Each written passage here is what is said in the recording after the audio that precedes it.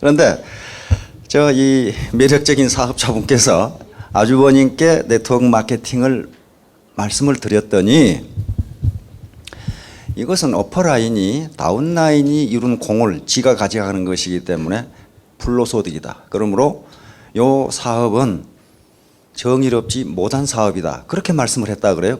맞나요? 제가 이해한 게? 그런 뜻이었어요? 그러니까 남이 일해놓은 것을 엉뚱한 사람이, 그러니까 재주는 곰이 넘고 돈은 떼놈이 가져간 것이기 때문에 이건 매우 정의롭지 못한 사업이다. 그래서 답변이 막혔다고 말씀을 하셨거든요. 그런데 이건 굉장히 본질적인 질문이기 때문에 본 강의에 앞서 그걸 설명을 드려야 됩니다. 안 그러면 누구든지 지금 이런 질문을 받을 수가 있어요. 그 아주버님은 굉장히 정의로우신 분이고 용기가 있는 분입니다. 아무리 돈이 생기더라도 옳지 않은 일은 하지 않겠다고 하는 그런 마음이죠. 그래도 굉장히 용감한 분이에요. 그런데 한국 속담에 무식하면 용감하다는 말이 있습니다. 그걸 무식해서 그래요. 그건 몰라서 그렇습니다. 그런데 그분만 아니고 전반적으로 모든 보통 사람들은 네트워크 마케팅에 대해서 또는 경제학에 대해서 생각을 안 하기 때문에 그렇게 생각할 수가 있어요. 네트워크 마케팅 이론을 만든 분은 하버드 대학 교수입니다. 경영학 교수예요. 그분이 할 일이 없어서 정의롭지 못한 것을 만들겠어요? 그분이 맨 처음에 창안을 해가지고 뭐라고 그랬냐면은 이 마케팅 기법이 21세기에는 유통을 점령할 것이라고 생각했어요. 그리고 20세기에는 안 된다. 근데 웬걸 그분의 연가는 달리 20세기 중반에 A사에서 시작했습니다. 왜 그런 얘기를 했느냐면요. 그 당시에 미국이 한참 발전을 하면서 대형 유통이 생기면서 월마트라든가 K마트라든가 대형 유통이 있죠. CS 로박이라든가 그런 생기면서 골목 상권이 무너지기 시작했어요. 그런데 그것이 당시 미국의 이 정치가들이나 경제학자들은 그것이 좋은 현상이라고 생각했습니다. 대형 마트가 생겨서 거기서 고용이 창출되고 또 소득이 창출되고 그러면 경제가 성장한다고 봤는데 처음에는 그렇게 가는 걸로 생각했는데 골목 상권이 무너지면서 이제 점점 많은 실업자가 나오기 시작했어요. 그래서 그런 마케팅 기법이 나온 겁니다. 부자들에게 돈이 가는 방법 말고 서민들이 상호 유통을 함으로써 서민 주머니에 소득이 돌아가게 하는 방법, 그것으로 네트워크 마케팅이라는 걸 창안해냈어요. 그런데 네트워크 마케팅보다 더 빨리 나온 것이 뭐냐면 프랜차이즈 마케팅 기법입니다. 그런데 인간은요, 자기가 익숙하지 않은 어떤 현상이 나타나면 반드시 거부 반응을 보여요. 그걸 심리학에서는 현상 유지 바이어스라고 합니다. 스테이터스 코어 바이어스. 항상 인간은 현재 익숙한 상태를 지속하려고 하는 습성이 있어요. 그것은 생존 본능과 관계가 있다고 그럽니다. 그래서 맨 처음에 프랜차이즈가 나왔을 때에 어떻게 됐습니까? 이건 사기다. 이건 불로소득이다 해서 슈가 일어났습니다. 그런데 어떻게 됐습니까? 법원에서 합법적인 걸로 판결이 나요. 연방 대법원까지 갔는데 연방 대법원에서 이건 합법적인 비즈니스다. 이 미래학자 누굽니까? 엘빈 토플러라는 사람 들어보셨지요? 안 들어보셨으면 이 시간 이후로 들은 걸로 그렇게 하십시오. 세계적으로 유명합니다. 아주 엘빈 토플러 미래학자입니다. 미래 어떻게 될 것이냐를. 그런데 그분이 예측한 바가 거의 맞도록 세상이 흘러가고 있어요. 그분의 책에 보면 살아남는 자는 강한 자가 아니고 빠른 자이다 이렇게 돼 있어요. 시대의 흐름을 빨리 읽고 거기에 적응하는 자만이 승리한다, 살아남는다 그렇게 돼 있어요. 그러니까 마찬가지로 네트워크 마케팅이 처음 나왔을 때 이건 사기다, 불로소득이다 해가지고 슈가 일어났어요. 그런데 연방 대법원이 어떻게 했습니까? 합법적인 비즈니스다 판단했어요. 합법적인 비즈니스다. 그러면 만약에 네트워크 마케팅이나 프랜차이즈가 그것이 불로소득이고 그 다음에 정의롭지 못한 사업이라면은 미국의 하버드 대학 교수도 정의롭지 못한 사람이 연방 대법원 대단히 정의롭지 못한 기관이에요. 그 다음에 지금 대학원에서요 네트워크 마케팅을 강의합니다. 대학원에서 강의해요. 대학이라는 것은 진리를 탐구하는 기관이 대학입니다. 그렇죠? 진리를 탐구하는 기관이에요. 네트워크 마케팅이 욕을 먹는 경우가 그 교과서대로 안 하니까 그랬어요.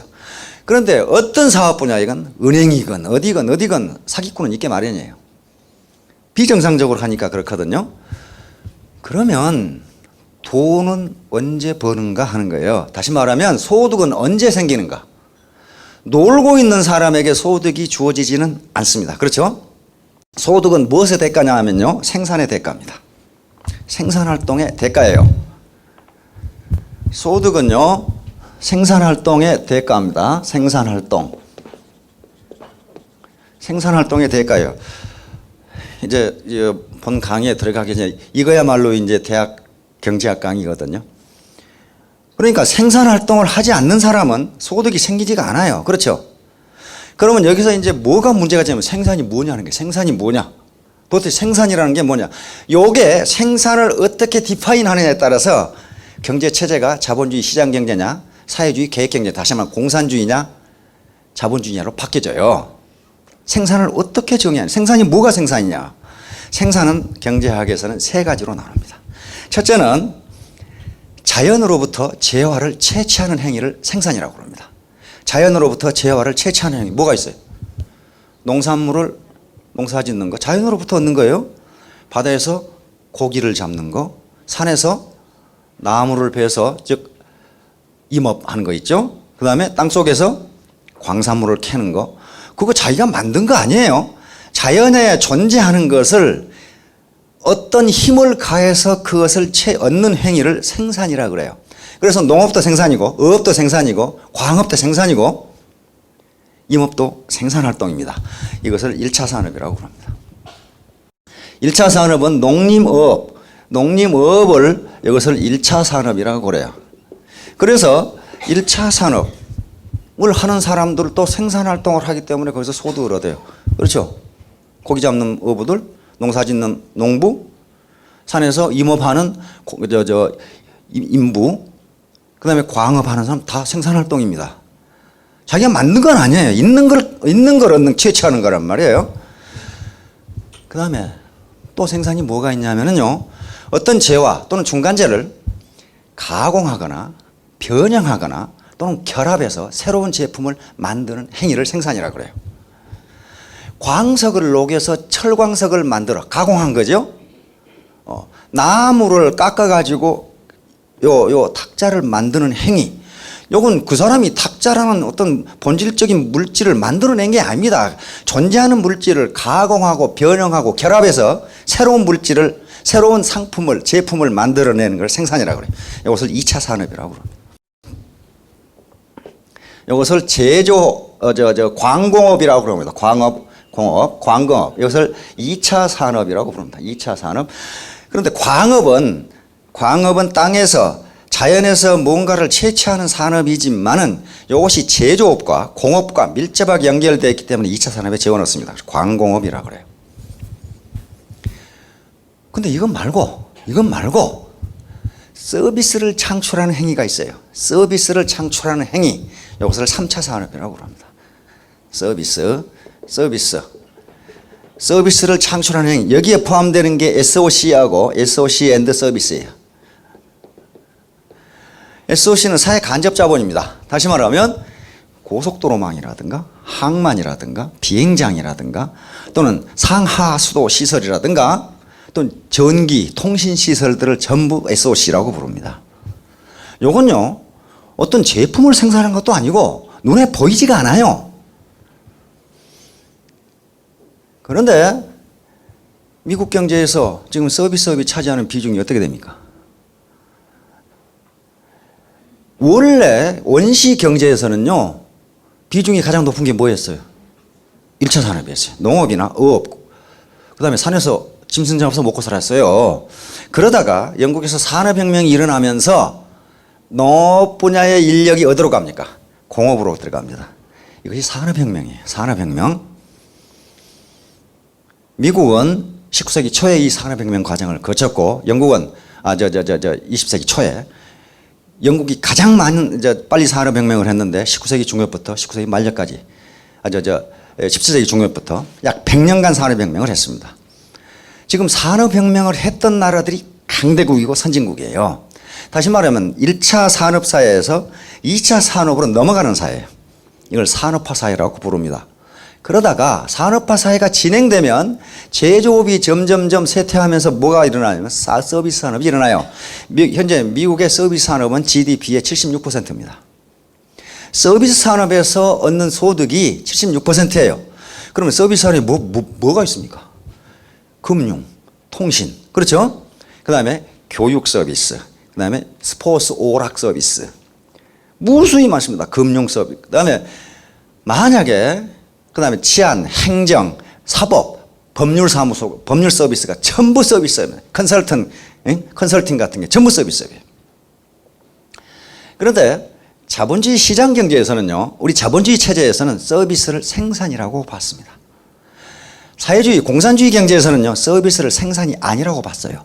눈에 보이는 것만 생산이라고 봤어요. 그런데 생산은 근본적으로 정의하기를 뭐라고 정의하냐면 인간의 효용을 증대시키는 행위, 이렇게 정의합니다. 뭐든지 눈에 보이는 것이든지 눈에 보이지 않는 것이든지 인간의 효용을, 만족을 증대시키는 행위는 생산활동이다, 이렇게 봐요. 지금 미국에 아메리칸 풋볼 하죠. 만약에 서비스를 생산으로 보지 않는다면 풋볼 선수들은 운동장에서 공 가지고 놀고 연봉 받는 거예요. 생산도 아닌데 공 가지고 맨날 자빠져 뛰면서 연봉 받는 거란 말이에요. 그 생산이 아니면. 근데 그걸 생산이라고 봅니다. 왜? 그것을 보는 사람의 만족을 증대시켜줘요. 그 활동은 뭐든지 생산입니다. 그럼 왜? 연봉이 천차만별이에요. 스타 플레이어는 무지무지 많죠? 그 다음에 벤치 워머는 별로 안 돼요. 그것은 생산성의 차이가 있기 때문에 그렇습니다. 스타 플레이어가 창출하는 스포츠 행위가 많은 사람들에게 더 큰 만족을 줘요. 터치다운을 하고 이게 볼 던지는 사람을 뭐라고 그럽니까? 그죠? 코러백도 연봉이 천차만별이란 말이에요. 그것은 생산성의 차이 때문에 그렇습니다. 그러니까 서비스를 생산이라고 보지 않는다면 어떻게 되겠어요? 오바마는 백악관에서 놀고 아무것도 안 하잖아요. 운전수는 차에 앉아서 놀고 그렇잖아요. 스포츠 선수는 마당에서 놀고 군인은 총 들고 산에서 놀고 물건 생산 안 해요. 서비스 생산하지. 판사는 재판장에서 놀고 아무것도 안 하잖아요. 그러면 그 사람들은 그것을 서비스의 생산을 생산이라고 보지 않는다면 미국에는 76%가 놀고 먹는 사람이에요. 그렇잖아요. 그러니까 서비스의 생산은 중요한 생산이고 일반적으로 경제가 성장하고 소득이 높을수록 서비스 생산이 많아집니다. 왜냐하면요, 인간의 가장 기초적인 생리적 욕구는 금방 충족이 되고 더 이상 그걸 소비하면 마이너스 유틸리티, 디스 유틸리티가 나와요. 배고플 때 밥 한 숟갈 먹으면 어떻습니까? 무지무지 만족스럽죠? 그럼 한 그릇 다 먹었어. 그런데 한 그릇 더 먹으라 그래. 그러면 유틸리티가 팍 떨어져요. 목마를 때 물 한 컵 마시면 아주 시원하고 만족이 올라가는데 계속 퍼먹여봐요. 그것을 계속 퍼먹이면 유틸리티가 나오는 게 아니라 디스 유틸리티가 나와요. 근데 서비스는 그것이 포화 상태가 거의 없어요. 아주 좋은 서비스를 받으면 받을수록 기분이 좋아요. 그리고 그것은 포화 상태가 없어요. 쓰면 앉고 싶고 앉으면 눕고 싶고 누우면 자고 싶고 그런다고 하듯이 그러므로 선진국이 되고 소득이 올라가면 서비스 산업이 발전하는 겁니다. 연예 오락 산업도 발전하고 영화 산업도 발전하고 오늘 좋은 영화 하나 봤으니까 다음에는 내 물려서 더 이상 못 본다. 그런 사람이 없어요. 그런 사람이 없습니다. 아메리칸 풋볼 한 게임 봤으니까 뭐 슈퍼볼 같은 거 볼 거 없어? 똑같아. 그놈들 다 말이지 뭐 옷 입고 뒷대 공 닫고 뛰고 그렇지가 않아요.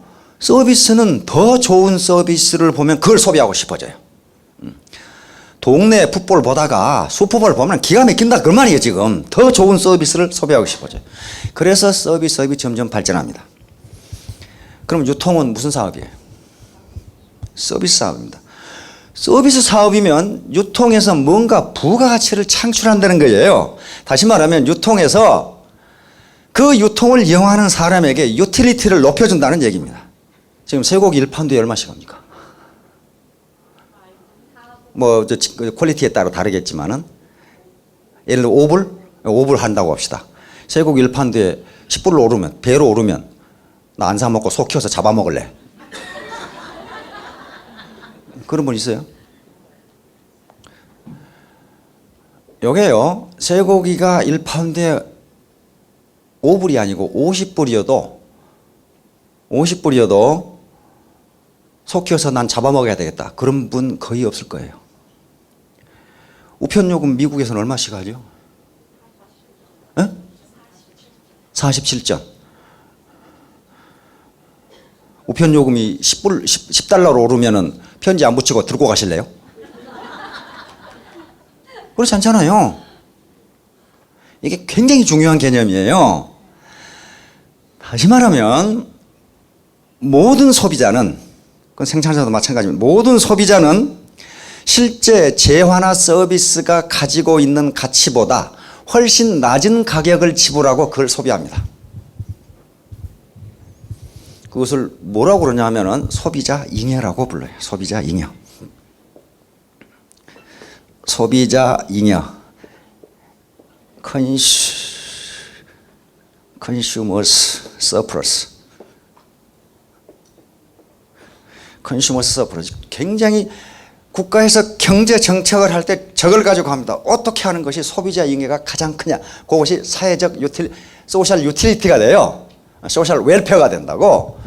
소비자가 가장 많은 유틸리티를 누릴 수 있도록 경제 정책을 하면 그걸 몽땅 합해주면 소셜 웰페어가 올라가도록 돼 있어요.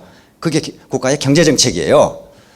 그러니까 모든 소비자는 실제로 자기가 그 재화와 서비스를 소비함으로써 얻는 만족감보다 더 낮은 가격으로 그걸 소비한다. 그런 말이에요. 미국의 전기요금이 얼마씩 하는지 모르겠는데 뭐 킬로와트당 100원 한다고 그럽시다. 근데 200원 2배 올랐다. 내가 차라리 발전소를 만들겠다. 그렇게 되지가 않아요. 왜냐하면 발전소를 만들면 그 코스트가 더 올라가기 때문에 그래요. 자, 그러면 왜 저 소비자 잉여라는 현상이 가능한가 하면은 모여 살기 때문에 가능합니다. 많은 사람이 함께 살기 때문에 가능해요. 만약에 나 혼자 산골에 산다고 합시다. 거기까지 수도 파이프를 연결하려고 해봐요. 그 코스트가 얼마나 들어가겠어요? 그러면 수도 요금이 엄청나게 올라가야 돼요. 만약에 비행기 타는 사람이 무지무지 똑똑한 놈 열놈이라고 그럽시다. 비행기 요금을 그렇게 싸게 할 수가 없어요. 나하고 아무런 관계가 없게 보이는 저쪽 옆집 저 이웃 도시에 영감님하고 그분이 나하고 같이 이 지역사회에 어울려 살기 때문에 이 지역의 물가가 싸다 그런 말이에요 지금. 왜냐하면 유통을 하는 사람은 대량으로 판매해야 수송 코스트라든가 모든 코스트가 나눠지면 조금밖에 안 들어간다 그런 말이에요 지금. 그러니까 유통이라는 행위 또는 모든 사회 경제 현상이 우리가 소사이어티를 이루고 모여 살기 때문에 잉여를 누르면 서플러스를 누려요. 서플러스를. 혼자 살면 절대로 안 돼요. 그게.